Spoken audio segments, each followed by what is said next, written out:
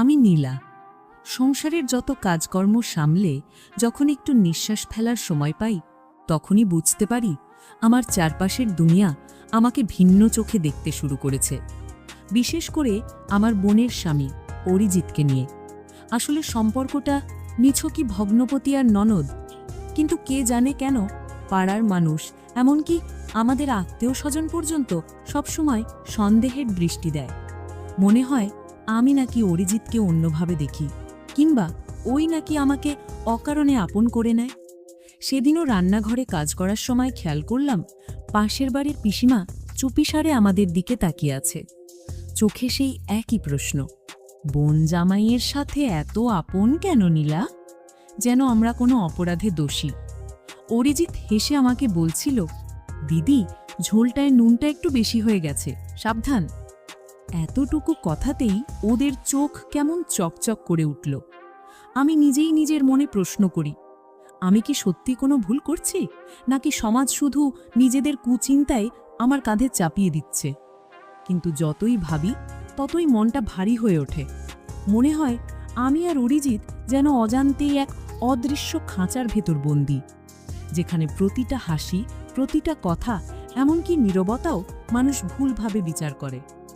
অবস্থা এমন দাঁড়িয়েছে যে আমি এখন বাড়ির বারান্দায় দাঁড়িয়েও স্বাভাবিকভাবে হাসতে পারি না। মনে হয় কি কোথা থেকে তাকিয়ে আছে, কার চোখে আবার কি সন্দেহ জন্ম নিচ্ছে। আমার বোন, অরিজিতের স্ত্রী, হয়তো এসব খেয়ালই করে না। সে অফিসের কাজে ব্যস্ত, সংসার সামলাতে সামলাতে ক্লান্ত।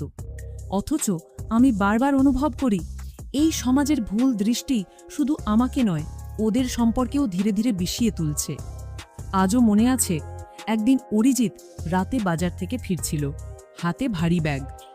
আমি এগিয়ে গিয়ে ধরতেই পাশের এক আত্মীয়া ফিসফিস করে বলেছিল, দেখেছিস জামাই আর ননদ একসাথে কেমন মিলে যায়? সেদিন আমি কিছু বলিনি, শুধু মনের ভেতর এক অদ্ভুত কষ্ট জমে গিয়েছিল। আমি জানি না এই ভুল বোঝাবুঝির শেষ কোথায়, তবে একটা কথা বুঝি, যদি আমি চুপ করে থাকি তাহলে হয়তো একদিন সমাজ আমার নীরবতাকেই অপরাধ প্রমাণ করে দেবে। দিনগুলো ক্রমশই ভারী হতে লাগলো। এক সময় যেটা ছিল নিছকই আত্মীয়তার সম্পর্ক, সেটা এখন মানুষের কানে কানে রূপ নিচ্ছে কুৎসার গল্পে। আমার মনে হয় গায়ের জোরে নয়, কথার জোরেই মানুষ কাউকে হত্যা করে দিতে পারে। সেদিন দুপুরে আমার বোনের অফিস থেকে ফোন এলো, হঠাৎ জরুরি মিটিং আছে, তাকে ফিরতে দেরি হবে। অরিজিৎ তখন ড্রয়িং রুমে বসে খবরের কাগজ পড়ছিল। আমি খাবার প্লেটটা সামনে দিলাম। ও হেসে বলল, দিদি, তুমি না থাকলে সংসারটা একদিনও চলত না, এত কিছু সামলাও কিভাবে? কথাটা নিছকই কৃতজ্ঞতার, কিন্তু জানালা দিয়ে তাকাতেই দেখি পাড়ার ভানুমতি কাকিমা দাঁড়িয়ে আছেন। তার চোখে সেই একই বিদ্বেষ, যেন তিনি ইতিমধ্যেই আমার আর অরিজিতের সম্পর্কের নামকরণ করে ফেলেছেন। রাতেই দেখলাম হোয়াটসঅ্যাপে রটনা ছড়িয়ে পড়েছে, নীলার চোখে জামাইবাবুতে অদ্ভুত টান আছে। বোন হয়তো টের পায় না, কিন্তু প্রতিবেশীরা সব দেখে। আমি একেবারে ভেঙে পড়েছিলাম। আমার বোনের কাছে এসব পৌঁছে গেলে কি হবে? আমাদের সম্পর্কের ভিতটা কি চিরকালের জন্য ভেঙে যাবে? অরিজিৎ তখন শান্ত গলায় বলেছিল, সমাজ যা বলছে তা আমরা নিয়ন্ত্রণ করতে পারবো না, কিন্তু দিদি, আমরা যদি নীরব থাকি ওরা একদিন আমাদের অপরাধী বানিয়ে দেবে। ওর কথায় সত্যি একটা দৃঢ়তা ছিল, কিন্তু আমি বুঝতে পারছিলাম না কিভাবে লড়বো আমি এই কথার ঝড়ের সঙ্গে। পরের দিন আমার বোন ফেরার পর আমি সিদ্ধান্ত নিলাম সব খুলে বলবো, কিন্তু কথাগুলো বুকের মধ্যে আটকে গেল। সে ক্লান্ত মুখে বলল, আজ সারাদিন অফিসে কি চাপ ছিল জানো, একটু চা দেবে? আমি আর সাহস করে কিছু বললাম না, শুধু ভেতরে ভেতরে শপথ করলাম যেভাবেই হোক আমাকে সত্যিটা প্রমাণ করতে হবে। কিন্তু বুঝিনি সামনে আরও বড় এক ঝড় অপেক্ষা করছে। ঝড়টা এলো হঠাৎই। সেদিন ছিল রবিবার। সকালের চা খেতে খেতে আমি আর বোন রান্নাঘরে গল্প করছিলাম। হঠাৎ পাশের বাড়ির কাকিমা ঢুকে পড়লেন, তার মুখে একরাশ বিদ্রূপ। বৌমা, তুমি তো সারাদিন অফিসে থাকো, সংসার সামলায় কারা জানো? তোমার দিদিই তো। আমার বোন হাসি মুখে বলল, হ্যাঁ কাকিমা, ওই তো আমার ভরসা। কিন্তু পরক্ষণেই কাকিমা ধীরে ধীরে বিষ ঢেলে দিলেন। হ্যাঁ, সংসার সামলায় বটে, তবে বেশি সামলাতে গিয়ে না আবার অন্য কিছু সামলে ফেলে। কথাটা যেন খোলা ছুরির মতো কেটে গেল। আমার বোন আঁতকে উঠল। মানে? কাকিমা চোখ সরু করে বললেন, বেশি কিছু বলবো না, তবে তোমার জামাই আর দিদির মধ্যে অদ্ভুত বোঝাপড়া দেখি আমরা। লোকজন তো বলাবলি করছে, বউ অফিসে আর দিদি জামাই মিলে। আর বাকিটা শেষ করলেন না।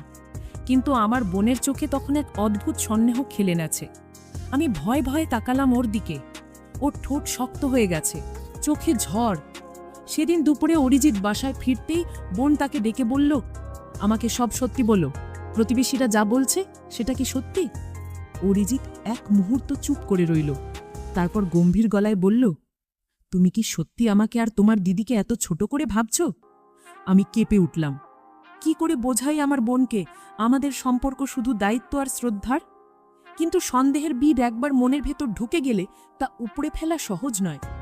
সেদিন রাতে আমি দেখলাম আমার বোন একা বসে কান্না করছে, আর আমি বুকের ভেতরটা ভেঙে গুড়িয়ে গেল। কারণ আমি জানতাম এবার শুধু গুজব নয়, এবার আমাদের সংসারের ভিতটাই ভেঙে পড়তে শুরু করেছে। দিন কয়েক কেটে গেল, কিন্তু সেই প্রতিবেশীর কথাগুলো আমার বোনের মনে যেন বিষের মতো ছড়িয়ে পড়ল। সে আর আগের মতো হাসি মুখে আমার সঙ্গে গল্প করত না, বরং আমি যখনই অরিজিতের সঙ্গে সামান্য কোনো বিষয়ে কথা বলতাম, তখনই আমি তার চোখে দেখি এক অদ্ভুত ঝলক, অবিশ্বাস, ভয় আর রাগের মিশ্রণ। একদিন দুপুরে আমি অরিজিতের অফিসের ফাইল গুছিয়ে রাখছিলাম, কারণ ও তখন কাজে দেরি করছিল আর আমি ভেবেছিলাম কিছুটা সাহায্য করতে পারি। হঠাৎই আমার বোন এসে দাঁড়ালো দরজার সামনে, চোখ দুটো লাল, ঠোঁট কাঁপছে। তুমি ওর জিনিসে হাত দিচ্ছ কেন? আমার বুকটা ধক করে উঠল। না মানে, ওর কাজের কাগজপত্র গুছিয়ে রাখছিলাম। কিন্তু আমার বোন আর শুনতে চাইল না। সে ঝড়ের মতো ঘরে ঢুকে অরিজিতের দিকে তাকিয়ে চিৎকার করে উঠল, তুমি কি ভাবছো আমি কিছু বুঝি না? অফিসের নামে সারাদিন বাইরে থাকো আর ঘরে ফিরে আমার দিদির সঙ্গে। আমি থরথর করে কাঁপছিলাম।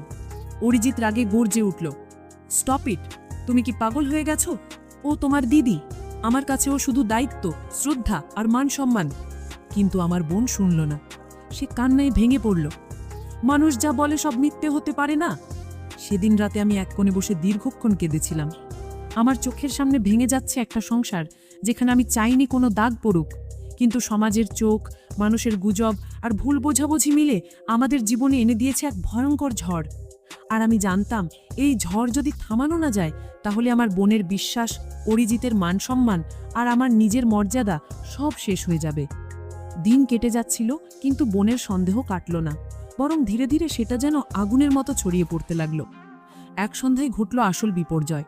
সেদিন অরিজিৎ দেরি করে ফিরছিল। বৃষ্টি পড়ছিল টুপটাপ। আমি জানালার ধারে বসেছিলাম। অরিজিৎ ভিজে ভিজে ঘরে ঢুকতেই আমি তাড়াতাড়ি তোয়ালে এগিয়ে দিলাম। ঠিক তখনই আমার বোন হঠাৎ ঘরে ঢুকে পড়ল, চোখে তীব্র রাগ, ঠোঁটে বিদ্রূপ। অবশেষে প্রমাণ হাতে পেলাম। তার গলা যেন বাজ পড়ার মতো কাঁপছিল। আমি হতভম্ব হয়ে বললাম, কি প্রমাণ? সে ঝড়ের মতো চিৎকার করল, আমার চোখের সামনে দাঁড়িয়ে তোমরা অভিনয় করবে? ভিজে এলে তোয়ালে এগিয়ে দিতে কেবল আমি পারবো, তুমি নও। অরিজিৎ স্তম্ভিত হয়ে গেল। কিন্তু আশেপাশের ঘর থেকে তখন কাজের লোক, এমনকি প্রতিবেশীরাও হুড়মুড় করে ঢুকে পড়ল, কারণ আমার বোনের চিৎকার বাইরের সবাই শুনে ফেলেছিল। তাদের চোখে যেন এক অদ্ভুত কৌতূহল, বিদ্রূপ আর সন্দেহের মিশ্র ছাপ। কেউ ফিসফিস করে বলল, ও মা, তাহলে গুজবটা মিথ্যে ছিল না নাকি? আহা, ঘরের শত্রু ভেতরে। আমার বুক যেন ফেটে যাচ্ছিল লজ্জা আর অপমানে। আমি কাঁদতে কাঁদতে বললাম, আমি নির্দোষ, আমি তো শুধু সংসারের কথা ভেবেই থাকি। অরিজিৎ গর্জে উঠল, চুপ করো সবাই। আমার স্ত্রী যদি বিশ্বাস না করে, তাহলে অন্যদের আমি বোঝাবো কি করে? কিন্তু সেদিন কেউ শুনল না। আমার বোন হাহাকার করতে লাগলো, তুমি আমাকে ধোঁকা দিয়েছো, আমি নিজের দিদিকে বিশ্বাস করেছিলাম, আর আজ? সেই মুহূর্তে আমি মনে মনে বুঝে গেলাম, মানুষের ভুল নজর, গুজব আর অবিশ্বাসের বিষ যদি একবার ঘরে ঢোকে, তবে সেটা গোটা সংসারকে ভস্ম করে দিতে পারে। সেদিনের ঝড় থামলেও সংসারের ভেতরের ঝড়টা যেন কোনো দিন থামল না। আমার বোনের চোখে তখন শুধু অবিশ্বাস, অভিমান আর ঘৃণা। অরিজিৎ যতই বোঝাক, যতই কাকুতি মিনতি করুক, তার কানে কিচ্ছু ঢুকছিল না। আমি নির্বাক হয়ে গিয়েছিলাম। প্রতিদিনই ভাবতাম, কেন আমি দোষী প্রমাণ হচ্ছি? আমি কি সত্যি এত বড় অপরাধ করেছি যে নিঃশব্দে সাহায্য করতে গেলেই আমাকে কলঙ্কিনী ভাবতে হবে? কিন্তু সমাজ কখনো যুক্তি শোনে না। পরদিন থেকেই গলিপথে, বাজারে, এমনকি আশেপাশের আত্মীয়রাও মুখ ঘুরিয়ে নিতে লাগলো। কেউ সরাসরি কিছু না বললেও ঠোঁট বাঁকানো হাসি আর ফিসফিসানি যেন আমার বুক ছিঁড়ে ফেলছিল। এক রাতে অরিজিৎ হঠাৎ আমার সামনে দাঁড়িয়ে বলল, এভাবে আর চলবে না, আমি যাচ্ছি, হয়তো কিছুদিনের জন্য বাইরে থাকব। সমাজ যদি আঙুল তোলে তোলে, কিন্তু আমি তোমাদের মাঝে থাকলে পরিস্থিতি আরও জটিল হবে। আমি আটকে উঠলাম, না দাদা, তুমি এভাবে যাবে না, তোমার অনুপস্থিতিতে সবাই বলবে দোষী বাঁচার রাস্তা বেছে নিল। অরিজিৎ আমার চোখের দিকে তাকালো, তার চোখে ভেসে উঠল অশ্রু। আমি জানি তুমি নির্দোষ, কিন্তু আমার স্ত্রীর বিশ্বাস ফিরিয়ে আনতে এখন দূরত্বই একমাত্র পথ। কথা শেষ করে দরজার পাশে রাখা ব্যাগটা তুলে নিল। আমি ভাঙা গলায় বললাম, আমাদের কি হবে দাদা? আমি, আমার বোন, আমরা কার ভরসায় থাকব? অরিজিৎ উত্তর দিল না, শুধু নিঃশব্দে দরজা পেরিয়ে চলে গেল। দরজা বন্ধ হওয়ার শব্দটা যেন আমার বুকের ভেতরেও কিছু ভেঙে দিল। আমার বোন তখন বিছানায় মুখ গুজে কাঁদছিল, কিন্তু সেই কান্নার শব্দে কোনো মমতা ছিল না, ছিল কেবল আঘাতপ্রাপ্ত স্ত্রীর অভিমান। আমি এক কোণে বসে হাহাকার করে ভাবছিলাম, ভুল বোঝাবুঝির এই অগ্নিশিখা কি কখনো নেভানো সম্ভব, নাকি আমাদের সংসার এখন সত্যিই ছাই হয়ে যাবে? অরিজিৎ চলে যাওয়ার পর পুরো সংসারটা যেন হাহাকারে ভরে গেল।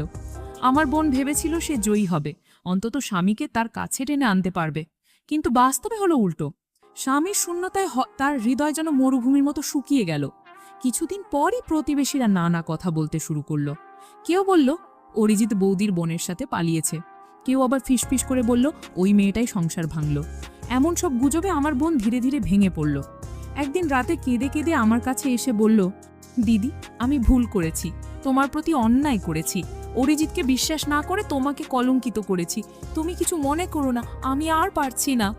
আমি তাকে জড়িয়ে ধরে কাঁদতে কাঁদতে বললাম, তুই আমার বোন, তোর অভিমানেই আমি দোষী প্রমাণ হয়েছি, তবুও তোকে দোষ দিইনি। চল আমরা একসাথে চেষ্টা করি অরিজিৎকে ফিরিয়ে আনার। পরদিন ভোরে আমরা একসাথে বেরোলাম। অরিজিৎ তখন মুফস্বলের এক স্কুলে অস্থায়ী শিক্ষকতা করছিল। আমরা হঠাৎ সেখানে গিয়ে হাজির হতেই অরিজিতের চোখ ভিজে উঠল। আমার বোন হঠাৎ তার সামনে হাঁটু গেড়ে বসে পড়ল। আমি ভুল করেছি, তোমাকে বিশ্বাস করিনি, অথচ তোমার মতো মানুষকে সবচেয়ে বেশি বিশ্বাস করা উচিত ছিল। ফিরে চলো অরিজিৎ, আমার সংসার ভেঙে দিও না। অরিজিৎ তাকে তুলে ধরল, তারপর আমার দিকে তাকিয়ে বলল, তুমি জানো আমি কখনোই তোমার প্রতি কোনো অন্যায় করতে চাইনি, তুমি আমার ছোট বোনের মতো, সমাজ যাই বলুক আমার চোখে তুমি সব সময় পবিত্র। আজ থেকে কেউ যদি আবার তোমার নামে কিছু বলে, আমি সবার সামনে দাঁড়িয়ে বলবো তুমি আমাদের পরিবারের সম্মান। আমার চোখ ভিজে গেল। বহুদিন পর যেন বুকের ভেতরের বোঝাটা হালকা হলো। সেদিন আমরা তিনজন হাত ধরে বাড়ি ফিরলাম। বাড়ি ফিরে অরিজিৎ সবার সামনে বলল, ভালোবাসা মানে শুধু সন্দেহ নয়, বিশ্বাসও। যেখানে বিশ্বাস ভেঙে যায় সেখানেই সংসার ভেঙে যায়। আজ থেকে আমরা শপথ নেব, আর কখনো ভুল বোঝাবুঝি আমাদের আলাদা করতে পারবে না। সেই শপথের মধ্য দিয়ে আমাদের গল্প শেষ হলো, কিন্তু আমি শিখলাম সন্দেহ হলো আগুনের মতো, একবার জ্বলে উঠলে সব পুড়িয়ে ছাই করে দেয়। আর বিশ্বাস হলো নদীর মতো, যতই বাধা আসুক শেষ পর্যন্ত সেই বাঁচিয়ে রাখে সম্পর্ক। আমি নীলা, এতদিন ধরে সমাজের সন্দেহ, লোকজনের ফিসফিসানি, আত্মীয় স্বজনের তির্যক দৃষ্টি সব কিছুর ভার বয়ে চলেছি, কিন্তু আজ বুঝতে পারলাম আমি আর অরিজিৎ কোনো দোষ করিনি। শুধু একে অপরকে আপন ভেবে পাশে থাকি, একে অপরকে আপনজনের মতো সম্মান করেছি। তবুও সমাজের চোখে আমরা দোষী হয়ে গেছি। কিন্তু আজ আর সেই অভিযোগের ভারে আমি ভেঙে পড়ব না, কারণ আমাদের চরিত্রের সত্যিটা আমরা জানি, আর সত্যি একদিন প্রমাণিত হয়। আজ যখন আমার বোন অর্থাৎ অরিজিতের স্ত্রী আমার হাত ধরে সবাইকে বলল, আমার স্বামী আর বোনে নিয়ে কোনো সন্দেহ নেই, তারা একে অপরের সাপোর্ট সিস্টেম মাত্র, তখনই যেন বুকের ভেতর থেকে একটা দীর্ঘশ্বাস বেরিয়ে এলো। মানুষের চোখকে আমরা নিয়ন্ত্রণ করতে পারি না, কিন্তু নিজের সততা, নিজের সত্য, ওগুলোই একমাত্র ভরসা। আজ আমি শিখলাম, ভালোবাসা মানেই শুধু দাম্পত্য নয়, ভালোবাসা মানে হলো বিশ্বাস, দায়িত্ব আর আপনজনকে আগলে রাখা। আমি নীলা, আর আমি গর্বিত, কারণ আমি কারো খারাপ ধারণার কাছে হার মাননি।